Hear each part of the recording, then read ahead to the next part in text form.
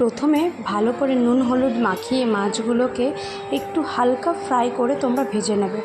Deep fry একদমই করা যাবে না রুই পোস্ততে। তো আজ আমি তোমাদেরকে শেয়ার করছি রুই পোস্তর একটা খুব সহজ রেসিপি। ঘরোয়া উপকরণ দিয়েই তোমরা এই রেসিপিটা বানাতে পারো।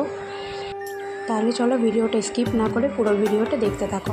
প্রথমে আমি কড়াইয়ে তেল দিয়ে দিয়েছি, এরপর পোস্তটাকে বেটে নিয়েছি। তোমরা পরিমাণ মতো লঙ্কা দিতে পারো, একটু পোস্তটার মধ্যে নুন দেবে, তারপরে ভালোভাবে বেটে নেবে। বেটে নেওয়ার পর এখানে নুন হলুদ দিয়ে দেবে। তোমরা প্রথমে পেঁয়াজ দিতেও পারো, নাও দিতে পারো, আমি কিন্তু দিইনি, কারণ এমনিতেই খুবই টেস্টি হয়। এরপর ভালোভাবে পোস্তটাকে একটু ফুটিয়ে নেওয়ার পর এখানে যে মাছগুলো আমরা ভেজে রেখেছিলাম ওগুলো ছেড়ে দেবে।